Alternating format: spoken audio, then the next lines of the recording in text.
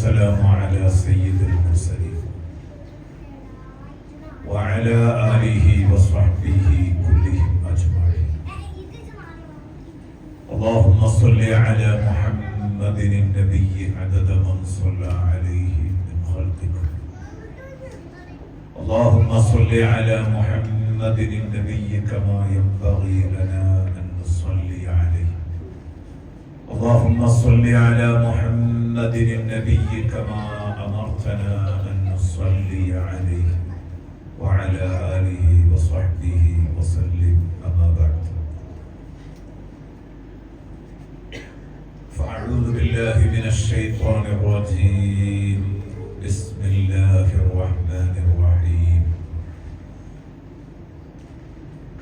قد أفلح من تزكى وذكر اسم ربه فصلى بل تؤثرون الحياة الدنيا والآخرة خير وأبقى إن هذا لفي الصحف الأولى صحف إبراهيم وموسى. صدق الله مولانا العظيم وصدق وبلغ رسوله النبي الكريم ونحن على ذلك من الشاهدين الشاكرين والحمد لله رب العالمين.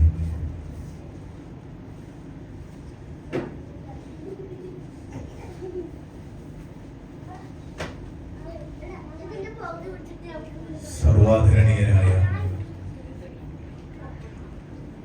സഹോദരന്മാരെ, സഹോദരിമാരെ, അല്ലാഹുവിന്റെ മഹത്തായ അനുഗ്രഹത്താൽ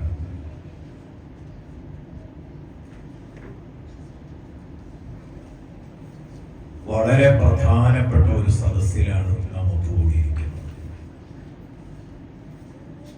അല്ലാഹു ഈ സദസ്സ് എല്ലാ അർത്ഥത്തിലും ഖബൂലാക്കട്ടെ, ആമീൻ എന്ന് ദുആ ചെയ്യുകയാണ്. എന്താണ് ഇവിടെ സംസാരിക്കേണ്ടത് എന്നിങ്ങനെ വിചാരിച്ചപ്പോൾ, അതേക്കുറിച്ച് ആലോചിച്ചപ്പോൾ ദുബായിൽ നിന്ന് ഇങ്ങോട്ട് എന്നെ കൂട്ടാൻ വേണ്ടി വന്ന റഫീഖ് പറഞ്ഞു, ഡിവിഷന്റെ വഅദാണ്, നല്ലൊരു വഅദ് പറയാം. ബഹുമാനപ്പെട്ട പ്രിയ സുഹൃത്ത് അബ്ദുൽ മജീദ് സഖാഫിയോട് ചോദിച്ചപ്പോൾ അതേ അഭിപ്രായം തന്നെ പറഞ്ഞു. ഞാനും പ്രിയപ്പെട്ട ഈർപ്പോണ സഖാഫിയും ഞങ്ങൾ ഒരുമിച്ച് മർക്കസിൽ പഠിച്ചു, ഒരു റൂമിൽ കഴിഞ്ഞ് ഒരുമിച്ച് സനദ് വാങ്ങിയവരാണ്. അൽഹംദുലില്ലാഹ് അദ്ദേഹവും പറഞ്ഞു, നല്ല ഒരു വഅദ് നിങ്ങൾ പറഞ്ഞാൽ മതി. അപ്പോൾ ഞാനിങ്ങനെ ആലോചിച്ചത്, എന്ത് വഅദാ പറയേണ്ടത്? വിശുദ്ധ ഖുർആൻ മുഴുവനും വഅദാണ്. ഖുർആനോദി വഅദ് പറയാനാണ് നബിയോട് അല്ലാഹു കൽപ്പിച്ചത്. ഫദക്കിർ ബിൽ ഖുർആനി മൻ യഖാഫു വഈദ്. എന്റെ വാണിങ്ങുകളെ ഭയപ്പെടുന്നവർക്ക് നിങ്ങൾ ഖുർആനോദി ഉത്ബോധനം നടത്തും. നബി സല്ലല്ലാഹു അലൈഹി വസല്ലം തങ്ങളോട് അല്ലാഹു തആല പറഞ്ഞു. എത്ര ഗംഭീരമായിട്ടാണ് ആ ഒരു ഉത്തരവ് നൽകിയത്. ഖുർആൻ എല്ലാം വഅദാണ്. പക്ഷെ അതില് നിങ്ങളുടെ മുമ്പിൽ പറയണം എന്ന് തോന്നിയ വളരെ പ്രധാനപ്പെട്ട ഒരു വിഷയമാണ് ഞാൻ എൻ്റെ പ്രഭാഷണത്തിന്റെ തുടക്കത്തിൽ ഓതിവെച്ചത്. വഅദ് ഒരുപാടുണ്ട് ഖുർആനിൽ. പക്ഷേ ഏറ്റവും വലിയ ഒരു ഉത്ബോധനം എന്ന് പറയാൻ പറ്റുന്ന, അല്ലെങ്കിൽ മറ്റൊരർത്ഥത്തിൽ പറഞ്ഞാൽ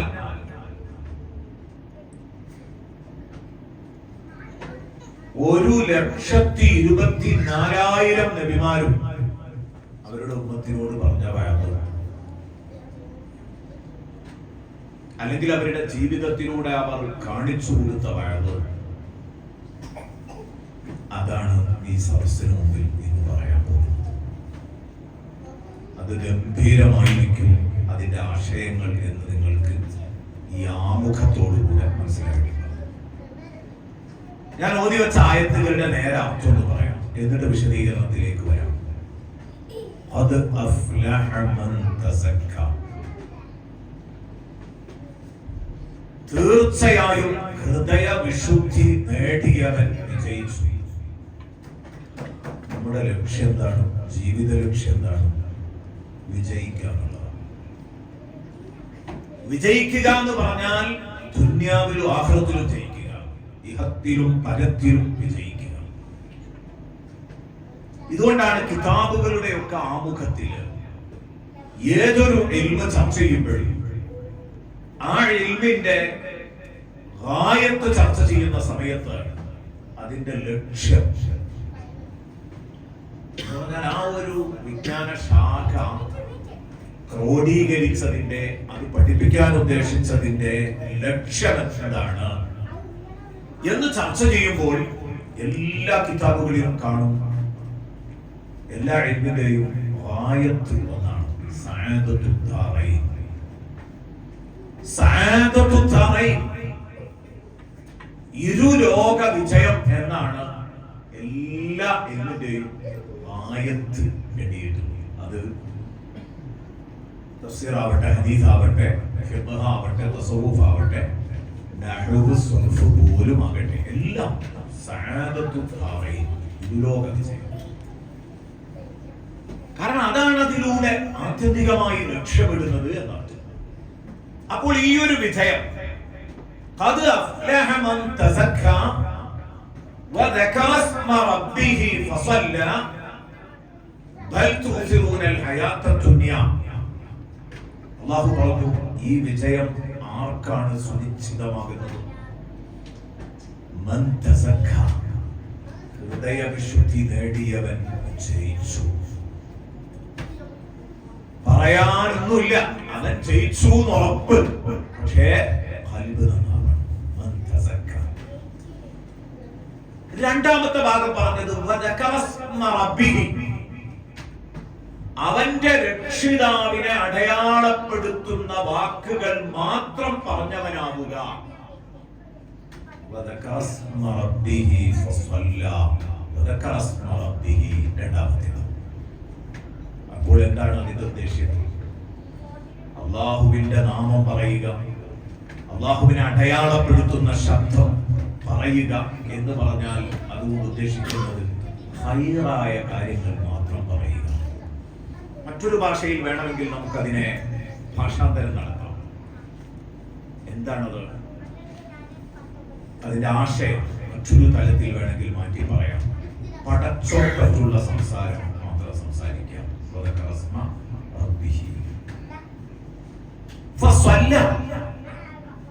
എന്നിട്ട് നിസ്കരിക്കുകയും ചെയ്തവൻ വിജയിച്ചു. അപ്പോൾ മൂന്ന് കാര്യമാണ് പറയുന്നത്. മനസ്സ് നന്നാവണം, നാവ് നന്നാവണം, പ്രവൃത്തി നന്നാവണം. അപ്പോൾ ആർക്കാണ് ആത്യന്തികമായി ജയിക്കാൻ പറ്റുക? ഉത്തരം ലളിതമാണ്. മനസ്സ വാച കർമ്മണ.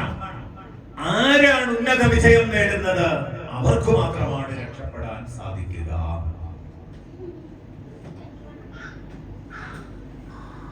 ബഹുമാനപ്പെട്ട മുഫസ്സിറുകൾ വിശദീകരിച്ചു, ഈ ആയത്ത് വിശദീകരിച്ചുകൊണ്ട് മൻ തസക്ക ഐ മൻ തതഹറ ഖൽബുഹു വദകറ ഇസ്മ റബ്ബിഹി വത്വാബ കലാമുഹു ഫസല്ല വഹസുന അമലുഹു. എന്ന് പറഞ്ഞാൽ അതിനെ പ്രതിനിധാനം ചെയ്യുന്ന ശബ്ദാണ്. അതിനെ പ്രതിനിധാനം ചെയ്യുന്ന ശബ്ദാണ്. കർമ്മം നന്നാവുക എന്നതിന്റെ ചുരുക്കെഴുത്താണ് നാവ് നന്നാവുക, വാക്കുകൾ നന്നാവുക എന്നതിന്റെ ചുരുക്കെഴുത്താണ് വദകറ ഇസ്മ റബ്ബിഹി എന്ന് പറയുന്നത്. മറ്റേത് തസ്കിയത്തുൽ ഖൽബ് നേടുക എന്നതാണ്. ഖദ് അഫ്ലഹ മൻ തസക്ക വദകറ ഇസ്മ റബ്ബിഹി ഫസല്ല. എപ്പോഴാണോ ഒരു മനുഷ്യന്റെ ചിന്തയും വാക്കും പ്രവൃത്തിയും നന്നാകുന്നത്, എന്നത് നന്നായി തീരുന്നുണ്ടോ ആ സമയം, എപ്പോൾ നന്നാകുന്നുണ്ടോ ആ സമയത്ത് അവൻ വിജയിച്ചു കഴിഞ്ഞു. എന്നിട്ട് പറഞ്ഞു, മനസ്സാ വാചാ കർമ്മണ വിശുദ്ധി നേടുക എന്നതാണ് ഒരാൾ വിജയിക്കാനുള്ള മാനദണ്ഡം. പക്ഷേ എന്നിട്ട് എന്താണ് മഹാഭൂരിപക്ഷം ജനങ്ങളും വിജയിക്കാത്തത്? വളരെ കുറഞ്ഞ ആളുകൾക്ക് മാത്രമേ ജയിക്കാൻ പറ്റുള്ളൂ എന്ന് സൂറത്തുൽ മുഅ്മിനൂനയിലൂടെ അല്ലാഹു പറഞ്ഞു. ഖദ് അഫ്ലഹൽ മുഅ്മിനൂന അല്ലദീന ഹും ഫീ സ്വലാത്തിഹിം ഖാശിഊൻ എന്ന് പറഞ്ഞ വാക്കുകളിലൂടെ അല്ലാഹു പരിചയപ്പെടുത്തി. അതെന്തുകൊണ്ടാണ് ഈ മഹാഭൂരിപക്ഷത്തിനും വിജയിക്കാൻ പറ്റാത്തത്? അല്ലാഹു അതിന്റെ കാരണം പറയുന്നു. ബൽ തുസിറൂനൽ ഹയാത്തദ് ദുനിയ വൽആഖിറതു ഖൈറുൻ വഅബ്ഖാ. പരലോകമാണ് ഇഹലോകത്തെക്കാൾ എത്രയോ നല്ലത്. ഇഹലോകം ഏതു സമയത്തും നശിക്കാം, അതിനൊരിക്കലും നിലനിൽപ്പില്ല. അതേസമയം എന്നും ശേഷിക്കുന്ന ലോകവും ഇഹലോകത്തെക്കാൾ എത്രയോ മെച്ചപ്പെട്ടതും പരലോകമാണെന്നിരിക്കെ എന്തോ നിങ്ങൾ ഭൗതിക ജീവിതത്തിന് അമിത പ്രാധാന്യം കൊടുക്കുന്നത് കൊണ്ടാണ് നിങ്ങളുടെ ഖൽബ് അടക്കാവുന്നത്, നിങ്ങളുടെ വാക്കുകൾ മോശമാകുന്നത്, നിങ്ങളുടെ കർമ്മങ്ങൾ ചീത്തയാകുന്നത്. മനസ്സാ വാചാ കർമ്മണ നന്നാകുന്നതിന് നമ്മുടെ മുമ്പിൽ വരുന്ന ബ്ലോക്ക് അല്ലാഹു വിശദീകരിച്ചു. ബൽ തുസിറൂനൽ ഹയാത്തദ് ദുനിയ. പക്ഷേ കണ്ടോ, ബൽ ബട്ട് പക്ഷേ തുസിറൂനൽ ഹയാത്തദ് ദുനിയ, നിങ്ങൾ ഭൗതിക ജീവിതത്തിന് അമിത പ്രാധാന്യം നൽകുകയാണ്. അതാ കുഴപ്പം. വൽആഖിറതു ഖൈറുൻ വഅബ്ഖാ. സംഗതിയുടെ വസ്തുത പരിശോധിക്കുകയാണെങ്കിൽ പരലോകമാണ് ദുനിയാവിനേക്കാൾ എത്രയോ മെച്ചപ്പെട്ടതും എന്നെന്നും ശേഷിക്കുന്നു. എന്നിട്ട് ദുനിയാവിന്റെ പിന്നാലെ പോവുകയാണ്. ഇതാണ് കുഴപ്പം. അപ്പൊ ഈ ഒരു സ്റ്റേറ്റ്മെന്റ് ഉണ്ടല്ലോ, എന്താ സ്റ്റേറ്റ്മെന്റ്? പൂർത്തിയായിട്ടോ സ്റ്റേറ്റ്മെന്റ്? മനസ്സ വാച കർമ്മണ ഒരാൾ നന്നായാൽ അവൻ വിജയിച്ചു. നന്നാകുന്നതിന് അവന്റെ മുമ്പിലുള്ള തടസ്സം ഒന്നേ ഒന്ന് മാത്രമാണ്, ആഖിറത്തിനേക്കാൾ ദുനിയാവിന് പ്രാധാന്യം നൽകുന്നു എന്നതാണ്. ഈ ഒരു പ്രസ്താവനയുണ്ടല്ലോ, ഇത് ഖുർആനായിട്ട് പറഞ്ഞ പ്രസ്താവനയല്ല. ഇന്ന ഹാദാ ലഫി സുഹുഫിൽ ഊലാ സുഹുഫി ഇബ്രാഹീമ വ മൂസ. ഇത് മുൻകഴിഞ്ഞ എല്ലാ ഗ്രന്ഥങ്ങളിലും ഏടുകളിലും മുൻകഴിഞ്ഞ മുഴുവൻ ഗ്രന്ഥങ്ങളിലും പരാമർശിച്ച ഒരു മഹത്തായ സന്ദേശമാണിത്, ഒരു പ്രസ്താവനയാണ്. സുഹുഫി ഇബ്രാഹീമ വ മൂസ, ഇബ്രാഹിം നബിയുടെ ഏടുകളിലും മൂസ അലൈഹിസ്സലാമിന്റെ കിതാബിലും ഇത് പരാമർശിച്ചിട്ടുണ്ട്. അതുകൊണ്ടാണ് പറഞ്ഞത് 1,24,000 നബിമാർ. എല്ലാവരും പറഞ്ഞ വയലാണ്. قد أفلح من تزكى وذكر اسم ربه فصلى بل تؤثرون الحياة الدنيا والآخرة خير وأبقى. في الصحف الأولى മുൻകഴിഞ്ഞ ഗ്രന്ഥങ്ങളിലൊക്കെ എല്ലാ ഗ്രന്ഥങ്ങളിലും ഇതുണ്ടാകും. എന്താണ്? സാധാരണ നമ്മൾ മദ്രസയിലൊക്കെ പഠിച്ചിട്ടുണ്ട് 104 കിതാബുകളാണ്. മുൻകാല ഗ്രന്ഥങ്ങൾ എന്ന് പറഞ്ഞ് പരിചയപ്പെടുത്തുന്നത് 104 കിതാബുകളാണ്. 7 കിതാബും തമ്മിലുള്ള വ്യത്യാസമൊക്കെ ചെറുപ്പത്തിലെ മദ്രസയിൽ നിന്ന് നമ്മൾ 104 കിതാബ് എന്ന് പഠിച്ചിട്ടുണ്ടെങ്കിലും പള്ളി ദിവസത്തിലൊക്കെ ഓതിയ ഉസ്താദുമാർക്കൊക്കെ അറിയാം. സാധാരണക്കാർക്ക് പെട്ടെന്ന് കിട്ടുന്നില്ല എന്താണ് 7 അറിയുമ്പോൾ അതത് കാലഘട്ടത്തിൽ ജീവിക്കുന്ന ആളുകൾക്ക് ആവശ്യമായ നിയമനിർദ്ദേശങ്ങൾ മാത്രം അടങ്ങുന്ന, ആ നിയമനിർദ്ദേശങ്ങളിൽ ഉപദേശവും വരുന്ന തരത്തിലുള്ള വളരെ പ്രധാനപ്പെട്ട ഉപദേശങ്ങളും നിയമനിർദ്ദേശങ്ങളും മാത്രം അടങ്ങുന്നതിനാണ് 7 എന്ന് പറയുന്നത്. നമുക്ക് തിരിയാൻ വേണ്ടി ഒരു ഭാഷയിൽ പറയാം. നമ്മൾ ഈ സർക്കുലർ, ലഘുലേഖ എന്നൊക്കെ പറയുമ്പോൾ ഒരു ഗ്രന്ഥം എന്നതിനെ പറ്റി വിശേഷിപ്പിച്ചുകൂടാ. കിതാബ് കിതാബാകുമ്പോൾ ജീവിക്കാൻ ആവശ്യമായ നിർദ്ദേശങ്ങൾ അതിലുണ്ടാകും, വിശാലമായ മൗഇദത്തുകൾ ഉണ്ടാകും, അതിവിശാലമായ ചരിത്രങ്ങൾ ഓർമ്മപ്പെടുത്തലുണ്ടാകും, താരീഖുകൾ ഉണ്ടാകും, മവാഇദുകൾ ഉണ്ടാകും, അഹ്കാമുകൾ ഉണ്ടാകും. ഇതൊക്കെ ഉണ്ടാകുമ്പോഴാണ് കിതാബ്. ശരി, ഞാൻ എന്തിനാ പറഞ്ഞത്? രണ്ടും ഉൾക്കൊള്ളുന്നതാണ്. 104 ഉൾക്കൊള്ളുന്നത് കൊണ്ടാണ് സുഹഫി ഇബ്രാഹിം മൂസാന്ന് രണ്ടെണ്ണം പ്രധാനപ്പെട്ടത് മെൻഷൻ ചെയ്തത്. ഇബ്രാഹിം നബിയുടെ ഏടും മൂസ നബിയുടെ കിതാബും. അപ്പൊ ഈ പറഞ്ഞ സുഹഫിൽ ഏടും കിതാബ് ഉൾപ്പെടുന്നുണ്ടെന്ന് വരാൻ. ഇബ്രാഹിം നബിയുടെ കിതാബ് അല്ല ഏടേ ഉള്ളൂ. ബഹുമാനപ്പെട്ട മൂസാ നബി അലൈഹിസ്സലാമിനുള്ളത് കിതാബുമാണ്. എന്തായാലും അവിടെ വേറൊരു പാഠമാണ്. നമുക്ക് കുറഞ്ഞ സമയമുള്ളൂ. ഞാൻ ആ സമയത്തിനുള്ളിൽ ഇതിന്റെ തഫ്സീറിലേക്ക് ഞാൻ കടന്നു വരുന്നുണ്ട്. അതിന്റെ മുമ്പ് ഒരു ചെറിയ പാഠം നമ്മൾ പഠിച്ചേ പറ്റൂ. എന്നാൽ അത് വലിയ പാഠവുമാണ്. എന്താണത്? 104 ടെക്സ്റ്റ് ബുക്കുകൾ. അത് പഠിപ്പിക്കാൻ വേണ്ടി അല്ലാഹു വിട്ടിരിക്കുന്ന അധ്യാപകര്, പ്രവാചകന്മാര് 1,24,000. എന്താണ് ഇത് പഠിപ്പിക്കുന്ന സന്ദേശം? ഞാൻ പലപ്പോഴും എന്റെ പ്രഭാഷണങ്ങളിൽ പറയാറുള്ളതാണ്. നിങ്ങളൊരു പക്ഷേ കേട്ടവരും കേൾക്കാത്തവരൊക്കെ ഉണ്ടാവും. ഞാൻ പലപ്പോഴും എന്റെ പ്രഭാഷണങ്ങളിൽ ആവർത്തിച്ചു പറഞ്ഞൊരു സംഭവമാണ്. കിതാബുകൾ കുറവാണ്, മുഅല്ലിമീങ്ങളാണ് കൂടുതൽ. 104 ടെക്സ്റ്റ് ബുക്കുകൾ പഠിപ്പിക്കാൻ 1,24,000 നബിമാരെ പറഞ്ഞയച്ചു എന്ന് പറയുമ്പോ അവിടെ നമ്മുടെ മുമ്പിൽ നമുക്ക് വ്യക്തമാകുന്ന വലിയ ഒരു പാഠമുണ്ട്. എന്താണ് ആ പാഠം? ഇല്ല, സിലബസുകളെക്കാൾ എന്നും പ്രാധാന്യം അർഹിക്കുന്നത് അധ്യാപകരാണ്. സിലബസുകളെക്കാൾ പ്രധാനം അധ്യാപകരാണ്. ഇവിടെ ഇപ്പൊ എല്ലാ പിഴച്ച കക്ഷികളും അവരൊക്കെ ഖുർആനും സുന്നത്തും തന്നെയാ പറയുന്നത്. പക്ഷെ അവരുടെ തന്നിഷ്ടത്തിന് അതിനെ വ്യാഖ്യാനിക്കും. അപ്പൊ ഈ പറയുന്ന ഉസ്താദ് നന്നാവണം. അതുകൊണ്ടാണ് പഴയ കാലത്തെ നമ്മൾ ഉസ്താദുമാര് പറയാറുള്ളത്, ഗുരുമുഖത്തിൽ നിന്ന് പഠിക്കണം, അപ്പോഴേ നേരറിവുകൾ ലഭിക്കുകയുള്ളൂ. പുസ്തകം വായിച്ച് പഠിച്ച നേരറിവുകൾ പരിപൂർണമായി കിട്ടുകയില്ല. അതുകൊണ്ടാണ് ഈ പുസ്തകം വായിച്ച് പഠിച്ച ആളുകൾ പലപ്പോഴും കഴിച്ചു പോകാറുള്ളത്. ഒരു ഗുരുമുഖത്തിൽ നിന്ന് പഠിക്കണം. എന്റെ വന്ധ്യരായ ഉസ്താദ്, ഞാൻ ആദ്യം 2-3 കൊല്ലമൊക്കെ അങ്ങനെ ഹായുമായി പോയിട്ടുണ്ട് എന്റെ ദീർഘകാല ജീവിതത്തിൽ. കാരണം ഉസ്താദിനെ തിരഞ്ഞെടുക്കാനൊന്നും അറിയാത്തൊരു കാലമാണ്. 11ാമത്തെ വയസ്സിൽ ഞാൻ ഓർത്തു തുടങ്ങിയിട്ട് 21ാമത്തെ വയസ്സിൽ സഹാഫിയായി പുറത്തിറങ്ങിയിട്ട്.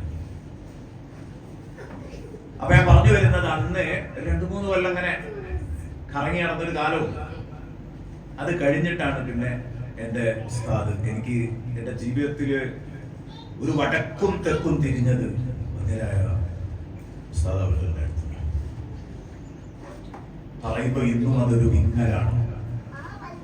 8-9 വർഷങ്ങൾക്ക് മുമ്പ് ഒരു ശഅബാൻ 15-ന് നോമ്പ് നോറ്റ് ആ നോമ്പ് തുറന്ന് ഉസ്താദ് കുടുംബത്തെയൊക്കെ വിളിച്ചു വരുത്തി സന്തോഷത്തോടെ, നിങ്ങൾ ആരും കരയരുത്, എനിക്ക് പോകാൻ സമയമായി, എനിക്കൊന്ന് പോവുകയാണെന്ന് പറഞ്ഞ് സന്തോഷത്തോടെ വിട പറഞ്ഞു.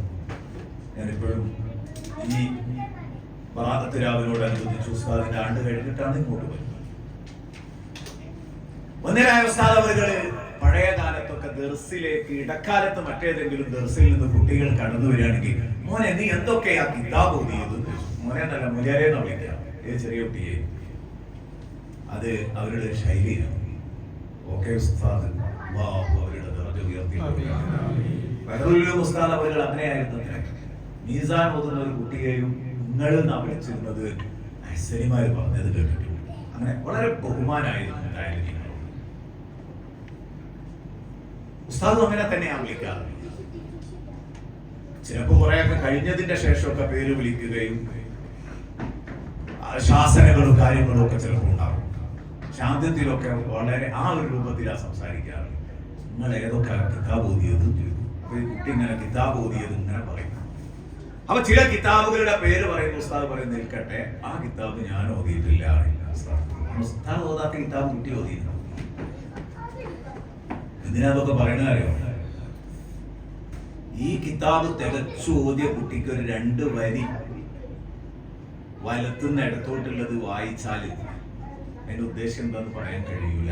പലപ്പോഴും ഈ ഓതിയിട്ടില്ല എന്ന് പറഞ്ഞ ഉസ്താദ് ഏത് കിതാബ് ഓതിക്കൊള്ളും, അതാ വ്യത്യാസം. എന്നിട്ട് ഉസ്താദ് പറയുന്നു, എനിക്ക് നിങ്ങൾ എത്ര കിതാബ് ഓതി എന്നതിന് എന്റെ അടുത്ത് ഒരു സ്ഥാനവുമില്ല. ഏതൊക്കെ കിതാബുകളാ ഓതിയത് എന്നതിന് ഒരു പ്രാധാന്യമില്ല. ഒരു കിതാബാണെങ്കിലും നിങ്ങൾ ഓതിയത് ആരുടെ അടുത്ത് നിന്നാണ് എന്ന് മാത്രമാണ് എനിക്ക് അറിയേണ്ടത്. കാരണം ഉസ്താദ് നന്നാവണം, അപ്പോഴേ അകക്കാമ്പ് കിട്ടുള്ളൂ, അല്ലെങ്കിൽ കിട്ടില്ല. ഉസ്താദ് പറയും, വരികളിലുള്ളത് പഠിക്കാൻ ഭാഷ അറിഞ്ഞാൽ മതി. അറബി ഭാഷ അഭ്യസിച്ചാൽ വരികളിലുള്ളത് കിട്ടും. പക്ഷെ വരികൾക്കിടയിലുള്ളത് കിട്ടണമെങ്കിൽ ഗുരുമുഖത്ത് നിന്ന് കിട്ടണം. അത് രണ്ടും രണ്ടാണ്. മനസ്സിലായിട്ടുണ്ടാവും. വരികളിലുള്ളതും വരികൾക്കിടയിലുള്ളതും ഗുരു വായിച്ചു കിട്ടുന്നതാണ്. ആ ഗുരു നമുക്ക് ചൊല്ലി തരുന്നതാണ്. അപ്പോൾ വരികൾക്കിടയിലുള്ളത് വായിക്കാൻ പറ്റണം, അപ്പോഴാണ് ഉഷാറാവുക. ഞാനിത് എന്തിനാ പറഞ്ഞത് എന്ന് ചോദിച്ചാൽ, ഗുരുനാഥന്മാർക്ക് തന്നെയാണ് എന്നും സ്ഥാനം. അതുകൊണ്ടാണല്ലോ ഇഹ്ദിനസ് സിറാത്തൽ മുസ്തഖീം എന്ന സൂറത്തുൽ ഫാത്തിഹയിൽ നമ്മെ ദുആ ചെയ്യാൻ പഠിപ്പിച്ചപ്പോൾ അല്ലാഹു ആ റൂട്ട് നേരായ റൂട്ടിലേക്ക് ചേർക്കണേ എന്ന് പറഞ്ഞ നേരായ റൂട്ട് ഏതാണെന്ന് പടച്ചോൻ തന്നെ വിശദീകരിച്ചു തന്നത് സിറാത്തൽ ലദീന അൻഅംത അലൈഹിം ഗൈറിൽ മഗ്ദൂബി അലൈഹിം വലദ്ദാലീൻ എന്നാണ് പറഞ്ഞത്. കണ്ടോ, എത്ര വാക്കുകൾ ഉപയോഗിച്ചു അല്ലേ? 3 വാക്യങ്ങൾ അതിനു വേണ്ടി ഉപയോഗിച്ചില്ലേ? സിറാത്തൽ ലദീന അൻഅംത അലൈഹിം. അവിടെ ആ വാക്യങ്ങൾ അല്ലെങ്കിൽ ആ വചനങ്ങൾ 3 വചനങ്ങളാണ് അവിടെ ഉപയോഗിച്ചത്. വാക്യം എന്ന് പറഞ്ഞുകൂടാ, 3 വചനങ്ങൾ. സിറാത്തൽ ലദീന അൻഅംത അലൈഹിം ഗൈറിൽ മഗ്ദൂബി അലൈഹിം വലദ്ദാലീൻ. എന്തേ അങ്ങനെ? അത്രയൊക്കെ അക്ഷരം മുടക്കേണ്ട ഒരു കാര്യമില്ലല്ലോ. എത്ര കൃത്യമായിട്ട് പറയാ, സിറാത്തൽ കിതാബി വസ്സുന്ന. കഴിഞ്ഞില്ലേ? സിറാത്തൽ ഖുർആനി വൽ ഹദീസ് അങ്ങനെയൊക്കെ പറഞ്ഞുകൂടായിരുന്നു? ഖുർആന്റെയും ഹദീസിന്റെയും റൂട്ടിലേക്ക്, അതായത് കിതാബിന്റെയും സുന്നത്തിന്റെയും റൂട്ടിലേക്ക്. അങ്ങനെയാണല്ലോ പല കോണിലും നമ്മൾ കേൾക്കല്. ഖുർആനും സുന്നത്തും എന്താ പറഞ്ഞത്, കിതാബും സുന്നത്തും എന്താ പറഞ്ഞത്, ഖുർആനിലും ഹദീസിലും എന്താ ഉള്ളത് നോക്കിയാൽ മതി. അല്ലാഹ് പറഞ്ഞത് അങ്ങനെയല്ല. അതെങ്ങനെയും പഠിപ്പിക്കുന്നവർക്ക് പഠിപ്പിക്കാം, നേരായിട്ടും പഠിപ്പിക്കാം, വികലമായിട്ടും പഠിപ്പിക്കാം. അതുകൊണ്ട് തന്നെ ഖുർആൻ പറഞ്ഞു സിറാത്തൽ ലദീന അൻഅംത അലൈഹിം. ഈ സിലബസുകളെക്കാൾ പ്രാധാന്യം ഈ ശഖ്സിയാത്തുകൾക്കാണ്. സിറാത്തൽ ലദീന അൻഅംത അലൈഹിം. നിന്റെ അനുഗ്രഹത്തിന് പാത്രമായ മഹാന്മാര് പോയ റൂട്ടിലേക്ക് ഞങ്ങളെ ചേർത്ത് തരണേ. അവര് ഷാഫി ഇമാമിനെ കൊച്ചാക്കൂല, അവർ ഇമാം അബൂ ഹനീഫ തങ്ങളെ കൊച്ചാക്കൂല, അവർ മാലിക് റളിയല്ലാഹു അൻഹുവിനെ ചെറുതാക്കൂല, അവർ ഒരു കാരണവശാലും അഹ്മദ് ബിൻ ഹംബൽ റളിയല്ലാഹു അൻഹുവിനെ ചെറുതാക്കി സംസാരിക്കില്ല, ഇമാം അശ്അരിയെയും മാതുരിദിയെയും അവർ ചെറുതാക്കി സംസാരിക്കുകയില്ല. കാരണം നേരായ വഴി മഹാന്മാരുടെ വഴിയാണ്, മഹാരഥന്മാരുടെ റൂട്ടാണ് നേരായ റൂട്ട് എന്നവർ തിരിച്ചറിഞ്ഞതുകൊണ്ടാണ്. ഇത് ഞാൻ ഒരു ആമുഖം പറഞ്ഞതാണ്. ഇനി എന്റെ വിഷയത്തിലേക്ക് ഞാൻ വരികയാണ്. 1,24,000 നബിമാരും ഈ ലോകത്തോട് പറഞ്ഞ വഅദ് ഖദ് അഫ്ലഹ മൻ തസക്ക വദകറ ഇസ്മ റബ്ബിഹി ഫസല്ല ബൽ തുസിറൂനൽ ഹയാത്ത ദുനിയ വൽ ആഖിറതു ഖൈറുൻ വഅബ്ഖ എന്ന വഅദാണ്. ആ വഅദ് എന്താണ്? ചെറിയ സമയത്തിനുള്ളിൽ അത് പറയാം. 11:30 വരെയാണ് എന്റെ സമയം. 20 മിനിറ്റ് ഉണ്ട്. അതിന്റെ ഉള്ളിൽ ഞാൻ അതിന്റെ ഒരു ചുരുക്കം പറയാം. ആദ്യം വേണ്ടത് ഖൽബ് നന്നാവണം. അല്ലാഹു നന്നാക്കി തരട്ടെ. ഖൽബ് അല്ലാഹു നന്നാക്കി തരട്ടെ. ഇല്ലാ മൻ അല്ലാഹ ബിഖൽബിൻ സലീം എന്ന് പറഞ്ഞില്ലേ, ആ സുരക്ഷിതമായ ഖൽബ് നമുക്ക് വേണം. അല്ലാഹു ആ സുരക്ഷിതമായ ഖൽബ് നമുക്ക് നൽകട്ടെ. പ്രിയപ്പെട്ടവരെ, എന്തായി കേൾക്കുന്നത്? ഖൽബ് നന്നാവുക എന്ന് പറഞ്ഞാൽ അത്ര എളുപ്പമുള്ള ഒരു പണിയല്ല. ആദ്യം അത് ഉൾക്കൊള്ളണം. പെട്ടെന്ന് അത്ര എളുപ്പത്തിൽ സാധിപ്പിച്ചെടുക്കാൻ പറ്റുന്ന കേസ് അല്ല. ഹബീബായ റസൂലുള്ളാഹി സ്വല്ലല്ലാഹു അലൈഹി വസല്ലം ഒരു ദിവസം അവിടുത്തെ സദസ്സിലിരിക്കുന്ന സ്വഹാബത്തിനോട് പറഞ്ഞു, ഇനി ഈ സദസ്സിലേക്ക് കടന്നു വരുന്ന ആള് തീർച്ചയായും സ്വർഗാവകാശിയാണ്, കാത്തിരുന്നോളൂ, ഇനി ഇങ്ങോട്ട് കടന്നു വരുന്നയാള് സ്വർഗാവകാശിയാണ്. നമ്മളിപ്പോ ഇവിടെ പ്രസംഗിച്ചുകൊണ്ടിരിക്കുമ്പോ പറയാണ്, ഇനി ഇങ്ങോട്ട് കടന്നു വരുന്ന ആള് സ്വർഗാവകാശിയാണ് എന്ന് പറഞ്ഞാൽ, ഞാൻ പറഞ്ഞാലല്ല, മുത്തുനബിയാ പറയുന്നതെങ്കിൽ നമ്മളൊക്കെ ആ വ്യക്തി ആരായിരിക്കും, ഇനി ആ ഡോർ ആരാ തുറക്കുക എന്നല്ലേ, അതല്ലേ പറഞ്ഞത്. എല്ലാവരും കാത്തിരുന്നു. ഒരു സ്വഹാബി വന്നു, ആരും അദ്ദേഹത്തോട് ആ വിഷയം പറഞ്ഞില്ല, അദ്ദേഹത്തെ വഷളാക്കി കളയണ്ടെന്ന് കരുതി പറഞ്ഞില്ല. അങ്ങനെ അദ്ദേഹം വന്നു ഇരുന്നു, എല്ലാവരും ഇദ്ദേഹം സ്വർഗാവകാശിയാണ് ഉറപ്പിച്ചു. അങ്ങനെ മുത്തുനബി പലരെ പറ്റിയും പറഞ്ഞിട്ടുണ്ട്.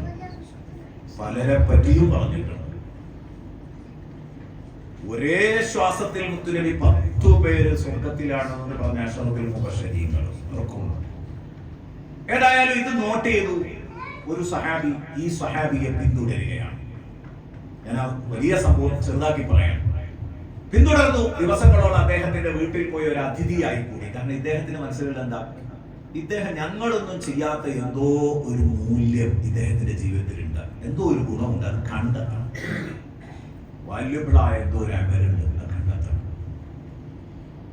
നോക്കിയിട്ട് കിട്ടാനില്ല. ഇവരൊക്കെ ചെയ്യുന്നത് തന്നെ ചെയ്യുന്നുള്ളൂ, അതിന്റെ അപ്പുറത്തൊന്നും ചെയ്യുന്നത് കാണുന്നില്ല. അപ്പൊ എന്തായിരിക്കും? 3-ാമത്തെ ദിവസം കഴിഞ്ഞു. ഒരു അതിഥിയുടെ അനുവദിക്കപ്പെട്ട സമയം കഴിഞ്ഞു. അദ്ദേഹം തിരിച്ചു പോവുകയാണ്. അപ്പൊ പറഞ്ഞു, ഈ 3 ദിവസം ഞാൻ നിങ്ങളെ കൂടെ വന്നു നിന്നത് നിങ്ങളുടെ വിരുന്ന് സൽക്കാരത്തിൽ പങ്കെടുക്കാനല്ല. ഞാൻ വന്നപ്പോ നിങ്ങൾ സൽക്കരിച്ചു, ഞാനത് സ്വീകരിച്ചു. പക്ഷെ ഞാൻ സത്യത്തിൽ ഒരു വിരുന്നുകാരനായിട്ട് എത്തിയതല്ല.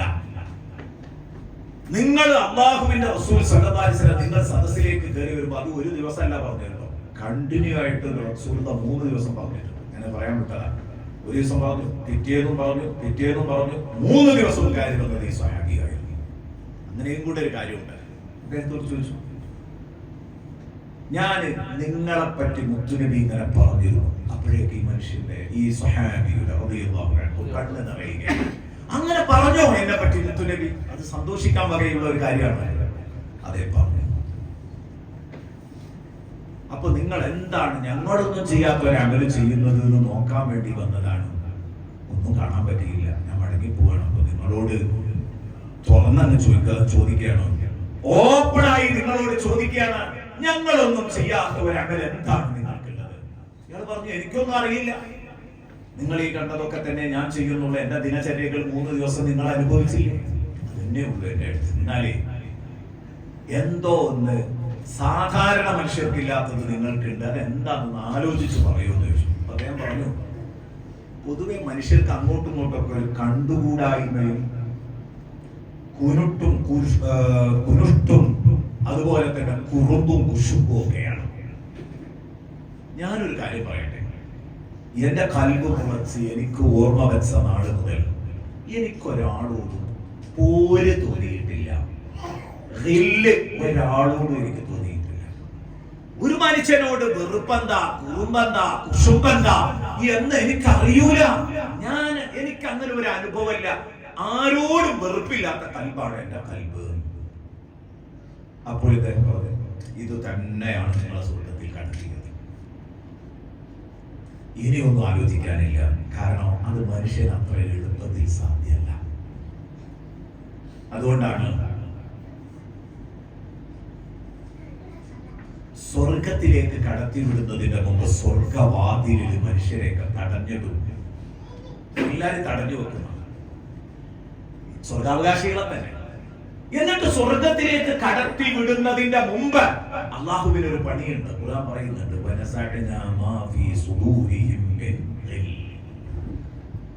അവരുടെ ഹൃദയാന്തരത്തിൽ ഒളിഞ്ഞു കിടക്കുന്ന പോരുകൾ വേരോടെ നമ്മൾ പിഴുതെടുക്കും, നമ്മൾ ഊരിയെടുക്കും. പോരുകൾ വേരോടെ ഊരിയെടുക്കുക. അതിനാണ് കാരണം ദുനിയാവിലാവുമ്പോൾ കുറച്ച് കുറുമ്പ് കുശുമ്പൊക്കെ ഉണ്ടായിരുന്നു. എന്നാലും നന്മകളുടെ ആധിക്യം കൊണ്ട്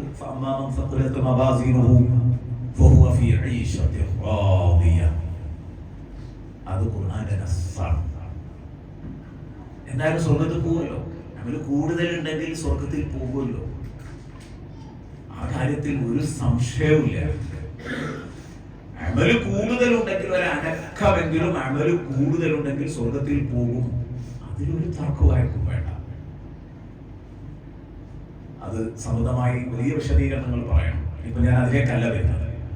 പക്ഷെ ഈ സ്വർഗത്തിൽ പോയാൽ സ്വർഗത്തിൽ നിന്ന് ഈ പണി ഇനി തുടരരുത്, അവിടെ ആവശ്യം. ഇവിടെ നടത്തിയിരുന്ന പാരവെപ്പ് സ്വർഗത്തിൽ പോയിട്ട് അങ്ങോട്ടും ഇങ്ങോട്ടും പാരവെക്കാൻ പാടില്ല. അപ്പൊ എന്ത് ചെയ്യാണ്? ആ ഹൃദയത്തിലുള്ള പോരുകള്, വെറുപ്പുകള്, വെറുപ്പിന്റെ പാഠങ്ങള്, ശീലങ്ങള്, അത് വേരോടെ പിഴുതു മാറ്റിയാണ്. ഇനി പോയിക്കോളൂ, ഒരു പ്രശ്നം ഉണ്ടാവില്ല. അതൊരു ചെറിയ സംഭവമല്ല. അതുകൊണ്ടാണ് ഇമാമിയങ്ങൾ പറഞ്ഞത് വനസഅനാ മാ ഫീ സുദൂരിഹിം മിൻ ഖില്ല് എന്ന് പറഞ്ഞത്. എത്രമാത്രം ഈ വെറുപ്പിന്റെ പോരിന്റെ വേരുകൾ പിഴുതെടുക്കും. അതിനൊരു ഉദാഹരണം പറഞ്ഞു. നാളെ സ്വർഗത്തിൽ വെച്ച് ബഹുമാനപ്പെട്ട സയ്യിദുശ് ശുഹദാ ഹംസ റളിയല്ലാഹു അൻഹു സ്വർഗത്തിൽ വെച്ച് ബഹുമാനപ്പെട്ട വഹ്ശി റളിയല്ലാഹു അൻഹുവിനെ കണ്ടു. വഹ്ശി ആരാ നിങ്ങൾക്കൊക്കെ അറിയാം. ബഹുമാനപ്പെട്ട ഹംസത്തുൽ ഖറാറിന്റെ അടിവയറ്റിലേക്ക് ചാട്ടുളി എറിഞ്ഞ് വീണുപോയി. ഉടനെ ഓടിച്ചെന്നതും മാറി നിന്നിട്ട് ഒളിയമ്പ് ചെയ്യുന്നത് പോലെ ഒളിഞ്ഞു നിന്ന് എറിഞ്ഞതാണ്, ചാട്ടുളി എറിഞ്ഞതാണ്. അതുകൊണ്ടേ വീഴ്ത്താൻ പറ്റുള്ളൂ, അല്ലാതെ ഹംസത്തുൽ ഖറാറിനെ വീഴ്ത്താൻ പറ്റില്ല. കൊണ്ടു അടിവയറ്റിൽ തുളച്ച് കയറിയെന്ന് കണ്ടപ്പോ ഹംസ റളിയല്ലാഹു അൻഹു വീണതോടുകൂടെ അയാൾ ഓടി വന്ന് കയ്യിലുള്ള കോടാലി കൊണ്ട് നെഞ്ച് വെട്ടി പൊളിച്ച് കരള് ചോരയൊലിക്കുന്ന കരള് കയ്യിലെടുത്ത് തന്റെ യജമാനത്തി ഹിന്ദിന് കൊണ്ടുപോയി കൊടുത്ത കഥയൊക്കെ നിങ്ങൾ പലപ്പോഴും കേട്ടതാണ്. ലാ ഇലാഹ ഇല്ലല്ലാഹ് മുഹമ്മദുർ റസൂലുള്ളാഹ് എന്ന് പറഞ്ഞതിന്റെ പേരിൽ തന്റെ സ്വന്തം കരള് വലിച്ചെടുത്ത് കൊണ്ടുപോയി യജമാനത്തിക്ക് വിട്ടു കൊടുത്ത, യജമാനത്തിക്ക് സമർപ്പിച്ച ആ വഹ്ശിയെ ഏതൊരു മുദ്രാവാക്യത്തിന് വേണ്ടിയാണോ നിങ്ങൾ എന്റെ കരളെടുത്തത്, അതേ മുദ്രാവാക്യത്തിലേക്ക് നിങ്ങൾ കടന്നു വന്നതോടുകൂടെ, ആ ലാ ഇലാഹ ഇല്ലല്ലാഹ് മുഹമ്മദുർ റസൂലുള്ളാഹ് എന്നുള്ള മുദ്രാവാക്യം നിങ്ങൾ വിളിച്ചതോടുകൂടെ ഇനി ഞാനും നിങ്ങളും തമ്മിൽ ഒരു വെറുപ്പുമില്ല, ഒരു വിദ്വേഷവുമില്ല, നമ്മൾ തമ്മിൽ ഒരകലവുമില്ല. സ്വർഗത്തിലേക്ക് ചെല്ലുമ്പോൾ കെട്ടിപ്പിടിച്ച് സ്വീകരിക്കുന്നത് സയ്യിദുശ് ശുഹദാ ഹംസത്തുൽ ഖറാർ. ആ മനസ്സൊന്ന് ആലോചിച്ചു. നമ്മളോട് ആരെങ്കിലും എന്തെങ്കിലും ഒരു വേണ്ടാത്തരം ചെയ്താൽ, ഒരു അക്രമം ചെയ്താൽ നമ്മൾ മരിക്കുമോ നടക്കുമോ? അത് എന്താണ് ഈ പരിപാടി? വെറുപ്പില്ല. ബഹുമാനപ്പെട്ട റസൂലുള്ളാഹി സ്വല്ലല്ലാഹു അലൈഹി വസല്ലമ തങ്ങൾ പറഞ്ഞിരുന്നു, ഈ വഹ്ശിയോട് പറഞ്ഞിരുന്നു, നിങ്ങൾ മുസ്ലിം ആകണമെന്ന് ആവശ്യപ്പെട്ട സമയത്ത് ആവശ്യം ഉന്നയിച്ചപ്പോൾ പറഞ്ഞു, നിങ്ങൾ എന്റെ അടുത്ത് നിന്ന് മാറി നിൽക്കണം, എന്റെ കൺമുമ്പിൽ വല്ലാതെ വരരുത്. അത് പലപ്പോഴും നമ്മൾ തെറ്റായി മനസ്സിലാക്കി പോയവരുണ്ടാവും. ഏത് അള്ളാഹുവിന്റെ റസൂലിന് യറാപ്പയെ വധിച്ച് കളഞ്ഞ വഹ്ശിയോടുള്ള വെറുപ്പായിരുന്നു അത്. അല്ല, അങ്ങനൊരു വെറുപ്പില്ല. മുസ്ലിമീങ്ങളോട്, പ്രത്യേകിച്ച് ഈമാനിലേക്ക് കടന്നു വന്ന വഹ്ശിയോട് പിന്നെ ഒരു വെറുപ്പിനും ചാൻസ് ഇല്ല. അതില്ലായിരുന്നു. അതുകൊണ്ടാണ് സന്തോഷത്തോടെ സ്വീകരിക്കാൻ പറഞ്ഞത് ഇസ്ലാം. പക്ഷെ അവിടെ പറഞ്ഞതിന്റെ താല്പര്യം എന്താ? അത് വ്യക്തമാണ്. മുത്തുനബി എന്ന് പറഞ്ഞതാണ്, നിങ്ങളെ കാണുമ്പോൾ എനിക്ക് എന്റെ എളാപ്പയുടെ മുഖം ഓർമ്മ വരും, അപ്പോൾ ഞാൻ അറിയാതെ സങ്കടപ്പെട്ടു പോകും. എളാപ്പയെ ഓർത്ത് സങ്കടപ്പെടും, നിങ്ങളോടുള്ള വെറുപ്പൊന്നല്ല, എളാപ്പയെ ഓർമ്മ വരും. അത് വരുത്താതിരിക്കാൻ നിങ്ങൾ പരമാവധി നോക്കുക. അല്ലാതെ നിങ്ങളോട് കാണുന്നത് എനിക്ക് വെറുപ്പാണ്, എന്റെ കൺമുമ്പിൽ വരരുത് എന്നല്ല. ആ ഒരു സന്ദേശമല്ല കൊടുത്തത്. ഞാൻ പറഞ്ഞു വരുന്നത്, ഈ രൂപത്തിൽ തുറന്ന മനസ്സോടെ സ്വീകരിക്കാൻ ബഹുമാനപ്പെട്ട ഹംസത്തുൽ ഖറാർ റളിയല്ലാഹു അൻഹുവിന് സാധിക്കുമെങ്കിൽ, പ്രിയപ്പെട്ട കൂട്ടുകാരെ, എത്ര മനോഹരമാണ് സ്വർഗം. കുശുമ്പില്ലാത്ത, കുറുമ്പില്ലാത്ത സ്വർഗത്തെ കുറിച്ചൊന്ന് ചിന്തിച്ചു നോക്കൂ. ആ ഒരവസ്ഥ എന്റെ നിങ്ങളുടെ മനസ്സിന് വരണം. ആരോട് നമുക്ക് വെറുപ്പും കുറുമ്പും ഉണ്ടാവാത്തൊരവസ്ഥ വരുത്തി തീർക്കുക. അതാണ് ഖദ് അഫ്ലഹ മൻ തസക്ക. അള്ളാഹു സഹായിക്കട്ടെ, അള്ളാഹു തൗഫീഖ് നൽകട്ടെ. കുറേ പറയാനുണ്ട്. ഹൃദയത്തിന്റെ രോഗങ്ങൾ ധാരാളം. പക്ഷെ നമ്മൾ ഈ 11:30 കൂടി നമ്മൾ പറഞ്ഞു തീർക്കുക എന്ന് പറഞ്ഞാൽ ഇത് 10 മിനിറ്റേ ഉള്ളൂ. അപ്പൊ അതുകൊണ്ട് ഞാനത് വിശദമായി പറയുന്നില്ല. ഒരു വലിയ സന്ദേശം കിട്ടുന്ന ഭാഗം പറയാമെന്ന് കരുതിയാണ്. കിബറുണ്ടാവരുത്, അസൂയയുണ്ടാവരുത്, ഉൾനാട്യം ഉണ്ടാകരുത്, വെറുപ്പുണ്ടാകരുത്, കുറുമ്പുണ്ടാകരുത്, കുശുമ്പുണ്ടാകരുത്, ഇതൊന്നും മനസ്സിലുണ്ടാവരുത്. അപ്പോഴാ മനസ്സിൽ ശുദ്ധിയാണ്. 2, അള്ളാഹുവിനെ അടയാളപ്പെടുത്തുന്ന കാര്യങ്ങൾ മാത്രം പറയാം. ഞാൻ നേരത്തെ പറഞ്ഞു, പടച്ചോൻ പറ്റുള്ള സംസാരം മാത്രമേ നാവിലൂടെ വരാവൂ. ഖൈറ് മാത്രം പറയുക, ഷർറ് പറയരുത്. അപ്പോൾ ഗീബത്ത് പറയരുത്, നമീമത്ത് പറയരുത്, കളവ് പറയരുത്, ആരോപണം ഉന്നയിക്കരുത്, അശ്ലീലങ്ങൾ പറയരുത്, പാടരുത്, അശ്ലീല ഡയലോഗുകൾ നമ്മൾ കൊണ്ടുനടക്കരുത്. അതൊന്നും ഉണ്ടാവാൻ പാടില്ല. അപ്പോഴാണ് നാവ് പരിശുദ്ധാവുക. ഖൈറ് മാത്രം പറയാം. മൻ കാന യുമിനു ബില്ലാഹി വൽ യൗമിൽ ആഖിർ ഫല്യഖുൽ ഖൈറൻ ഔ ലിയസ്മുത്. മുഹമ്മദുർ റസൂലുള്ളാഹി. നബി പറഞ്ഞു, അല്ലാഹുവിലും അന്ത്യദിനത്തിലും വിശ്വസിക്കുന്നവർ നല്ലത് മാത്രം പറഞ്ഞുകൊള്ളട്ടെ, അല്ലെങ്കിൽ മിണ്ടാതിരുന്നു കൊള്ളട്ടെ. ഔ ലിയസ്മുത്, അല്ലെങ്കിൽ ഒന്നും പറയണ്ട, മൗനം. അതാ നല്ലത്. അറിവുള്ളവരും എപ്പോഴും നല്ലത് മൗനം. മൗനം. വിദ്വാന് ഭൂഷണം എന്ന് പണ്ടേ പഠിച്ചിട്ടുണ്ടാവും. വിദ്വാൻ എന്ന് പറഞ്ഞാൽ അറിവുള്ളവൻ എന്നാണ് പറഞ്ഞിട്ടുള്ളത്. അന്തമുള്ളവന് നല്ലത് മൗനാണ്. പറഞ്ഞില്ല, നാവ് ചലിപ്പിച്ചില്ല എന്നുള്ളത് ഒന്നും വരില്ല. പറയാൻ ഉദ്ദേശിക്കുന്ന ഭാഗം എന്തെന്നാണെങ്കിലും ശരി, ഇതെനിക്ക് ഹൈറാകുവോ ഷറാകുവോ ആലോചിച്ചിട്ടേ പറയാവൂ. എന്റെ ആഖിറത്തിലേക്ക് ഇത് ഗുണാകുവോ ദോഷാകുവോ അത് ആലോചിച്ചിട്ടേ പറയാവൂ.